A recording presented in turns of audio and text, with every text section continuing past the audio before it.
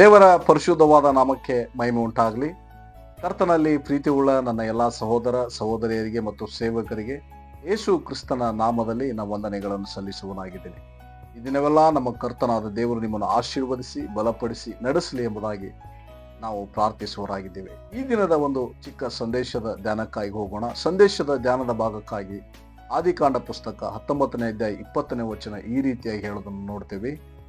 ಯೋಸೇಫನು ಅವರಿಗೆ, ಹೆದರಬೇಡ್ರಿ, ನಾನೇನು ದೇವರ ಪ್ರತಿನಿಧಿಯೇ? ನೀವಂತೂ ನನಗೆ ಕೇಡಾಗಬೇಕೆಂದು ಎಣಿಸಿದ್ದೀರಿ, ಆದರೆ ದೇವರು ಮೇಲಾಗಬೇಕೆಂದು ಸಂಕಲ್ಪಿಸಿದನು. ಈಗ ಅನುಭವಕ್ಕೆ ಬಂದ ಪ್ರಕಾರವೇ ಅನೇಕ ಪ್ರಾಣಿಗಳಿಗೆ ಸಂರಕ್ಷಣೆ ಉಂಟಾಗುವಂತೆ ಮಾಡಿದನು. ದೇವರ ನಾಮಕ್ಕೆ ಮಹಿಮೆ ಉಂಟಾಗಲಿ. ಈ ವಚನವನ್ನು ಅನೇಕ ಬಾರಿ ಕೇಳಿದ್ದೇವೆ ಪ್ರಿಯರೇ. ನಾವು ದೇವರ ವಾಕ್ಯದಲ್ಲಿ ನೋಡುವಾಗ ದೇವರ ಮಕ್ಕಳಾದಂಥ ನಾವು ದೇವರನ್ನು ಯಾರು ಯಥಾರ್ಥವಾಗಿ ಪ್ರೀತಿಸ್ತಾರೋ ಅವರ ಜೀವಿತದಲ್ಲಿ ಪ್ರತಿಯೊಂದು ಕಾರ್ಯಗಳು ಏನೇ ಆಗಿರಲಿ ಅದನ್ನು ದೇವರು ತನ್ನ ನಾಮದ ಮಹಿಮೆಗಾಗಿ, ನಮ್ಮ ಒಳಿತಿಗಾಗಿ, ಆಶೀರ್ವಾದಕ್ಕಾಗಿ ಮಾರ್ಪಡಿಸುವಂತ ದೇವರಾಗಿದ್ದಾನೆ ಪ್ರಿಯರೇ.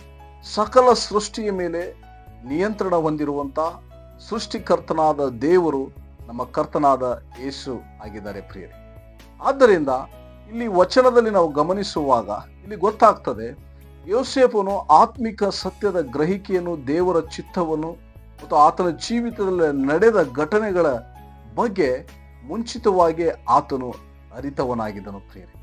ಯಾಕಂದ್ರೆ ಆ ಯೋಸೇಫನು ದೇವರಿಗೆ ಭಯಪಡುವವನಾಗಿದ್ದನು, ದೇವರ ಸಂಗಡ ಅನ್ಯೋನ್ಯತೆಯಲ್ಲಿ ನಡೆಯುವವನು ಆಗಿದ್ದನು ಪ್ರಿಯರೇ. ಆದ್ದರಿಂದ ರೋಮಾಪುರದವರಿಗೆ ಬರೆದ ಪತ್ರಿಕೆ 8ನೇ ಅಧ್ಯಾಯ 28ನೇ ವಚನದಲ್ಲಿ ಅಪೊಸ್ತಲನಾದಂಥ ಪೌಲನು ಹೇಳುವಂತ ಒಂದು ಮಾತು, ಆತನ ಸಂಕಲ್ಪದ ಮೇರೆಗೆ ಕರೆಯಲ್ಪಟ್ಟು ಆತನನ್ನು ಪ್ರೀತಿಸುವವರ ಹಿತಕ್ಕಾಗಿ ಎಲ್ಲಾ ಕಾರ್ಯಗಳು ಅನುಕೂಲವಾಗಿರುತ್ತವೆ ಎಂಬುದಾಗಿ ನನಗೆ ಗೊತ್ತದೆ ಎಂಬುದಾಗಿ. ಪ್ರಿಯರೇ, ಇಲ್ಲಿ ಆಗಬಹುದು ಅಂತ ಹೇಳಿಲ್ಲ, ಆದರೆ ಎಲ್ಲಾ ಕಾರ್ಯಗಳು ಅನುಕೂಲವಾಗುತ್ತವೆ ಎಂದು ನಮಗೆ ಗೊತ್ತದೆ ಎಂಬುದಾಗಿ ಹೇಳ್ತಾನೆ. ಇಲ್ಲಿ ಯೋಸೇಫನು ತನ್ನ ಜೀವಿತದಲ್ಲಿ, ಆತನ ಜೀವಿತ ನಮಗೆಲ್ಲರಿಗೂ ನಿಮ್ಗೆಲ್ಲರಿಗೂ ಗೊತ್ತ, ಅನೇಕ ಹೋರಾಟಗಳಲ್ಲಿ ಬಂದು ಆತನನ್ನು ದ್ವೇಷಿಸಿದ್ರು, ಆತನನ್ನು ಗುಂಡಿಯಲ್ಲಿ ಹಾಕಿದ್ರು, ಆತನು ಪರದೇಶಕ್ಕೆ ಬೇರೆ ದೇಶಕ್ಕೆ ಮಾರಿದರು. ಆದರೂ ಕೂಡ ಆ ಯೋಸೇಫನು ದೇವರಿಗೆ ಭಯಪಡುವವನು, ದೇವರನ್ನು ಯಥಾರ್ಥವಾಗಿ ಪ್ರೀತಿಸುವನಾಗಿದ್ದರಿಂದ ಅವನಿಗೆ ಸಂಭವಿಸಿದಂತ ಘಟನೆಗಳೆಲ್ಲ ಯೋಸೇಫನಿಗೆ ಆಶೀರ್ವಾದವಾಗಿ ದೇವರು ಮಾರ್ಪಡಿಸಿದನು. ಇವತ್ತು ನಿಮ್ಮ ಜೀವಿತದಲ್ಲಿ ಏನೇ ಘಟನೆಗಳು ನಡೆದರೂ ಕೂಡ ಅದು ನಮ್ಮ ಒಳಿತಿಗಾಗಿ, ಆತನು ತನ್ನ ಮಹಿಮೆಗಾಗಿ ಪರಿವರ್ತಿಸಲಿಕ್ಕೆ ದೇವರು ಶಕ್ತನಾಗಿದ್ದಾನೆ. ನಾವು ಅರಣ್ಯಕಾಂಡ ಪುಸ್ತಕವನ್ನು ನೋಡ್ತೇವೆ. ಬಾಲಾಕನು ಇಸ್ರಾಯೇಲರನ್ನು ಶಪಿಸುವುದಕ್ಕಾಗಿ ಬಿಳಾಮನನ್ನು ಕರೆಸಿದನು, ಆದರೆ ದೇವರು ಏನ್ ಮಾಡಿದ, ಅವನ ಬಾಯಿಂದ ಆಶೀರ್ವಾದವನ್ನೇ ಹೇಳಿಸಿದನು. ನೋಡಿ, ದುಷ್ಟರು ದಾನಿಯೇಲ ಪ್ರವಾದನೆ ಗ್ರಂಥದಲ್ಲಿ ನೋಡ್ತೇವೆ, ದುಷ್ಟರು ದಾನಿಯೇಲನನ್ನು ಏನ್ ಮಾಡಿದ್ರು, ಅವನ ಬೀಳಿಸಬೇಕು, ಅವನನ್ನು ನಾಶ ಮಾಡಬೇಕೆಂದು ಹೊಂಚು ಹಾಕಿದ್ರು. ಆದ್ರೆ ದೇವರು ತನ್ನ ಮಹಿಮೆಗಾಗಿ ದಾನಿಯೇಲನ ಉನ್ನತ ಸ್ಥಾನಕ್ಕೆ ತೆಗೆದುಕೊಂಡು ಹೋಗೋದಕ್ಕಾಗಿ ಉಪಯೋಗಿಸಿದನು ಪ್ರಿಯ. ಅಪೊಸ್ತಲನಾದ ಭಕ್ತನಾದಂಥ ಪೌಲನು ಅನೇಕ ರೀತಿಯಾದ ಹಿಂಸೆಗಳನ್ನು ಅನುಭವಿಸಿದನು, ಚಡಿಗಳಿಂದ ಏಟುಗಳನ್ನು ತಿಂದನು, ಕಲ್ಲಿನಿಂದ ಹೊಡೆದರು.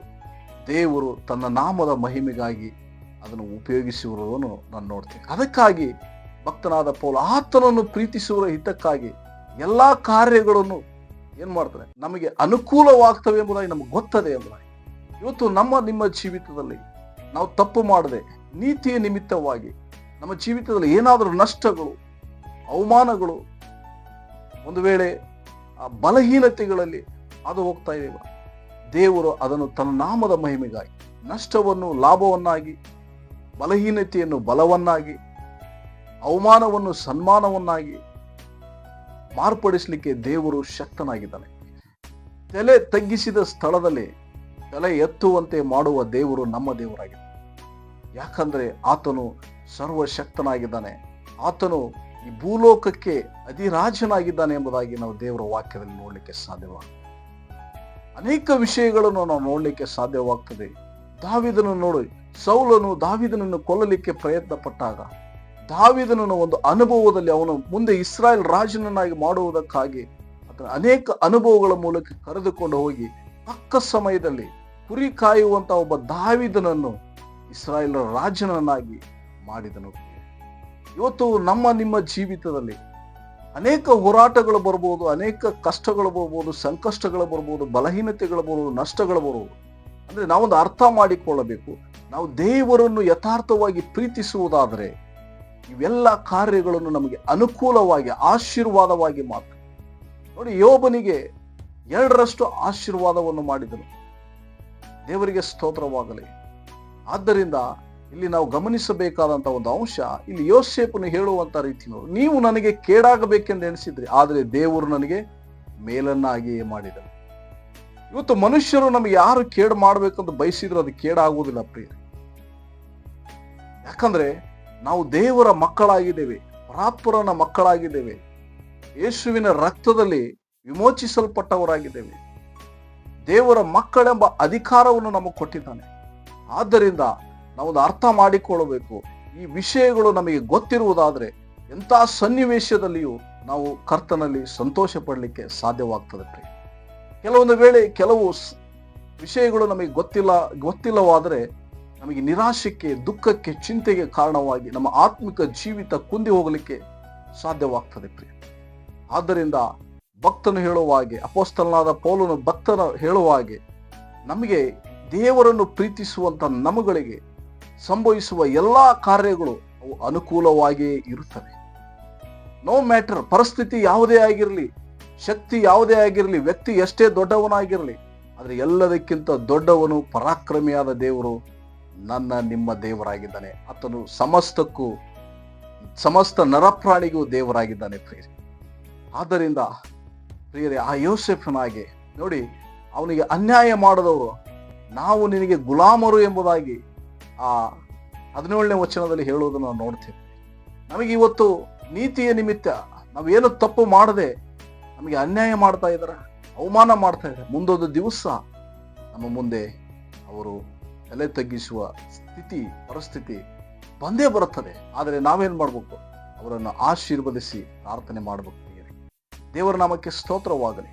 ಆದ್ದರಿಂದ ಈ ಒಂದು ಚಿಕ್ಕ ಸಂದೇಶದ ಮೂಲಕ ಬಲಪಡಿಸ್ತೇನೆ, ಯಾವುದೇ ಪರಿಸ್ಥಿತಿ ಸನ್ನಿವೇಶಗಳಿಗೆ, ಯಾವುದೇ ಅನಾನುಕೂಲ ಪರಿಸ್ಥಿತಿಗಳಿಗೆ ಭಯಪಡಬೇಡಿ.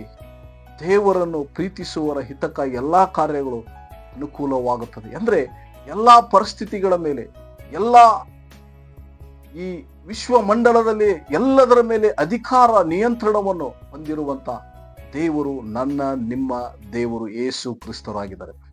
ಆದ್ದರಿಂದ ಈ ವೇಳೆಯಲ್ಲಿ ನಾನು ಬಲಪಡಿಸ್ತೇನೆ, ನೀವು ದುಃಖಿಸಬೇಡ್ರಿ, ಚಿಂತಿಸಬೇಡ್ರಿ, ಪ್ರಾರ್ಥನೆ ಮಾಡ್ರಿ. ಕರ್ತನ ವಾಕ್ಯದಲ್ಲಿ ವಾಗ್ದಾನದ ಮೇಲೆ ಭರವಸೆ ಇಟ್ಟು ಆತನ ದೃಷ್ಟಿಸಿರಿ.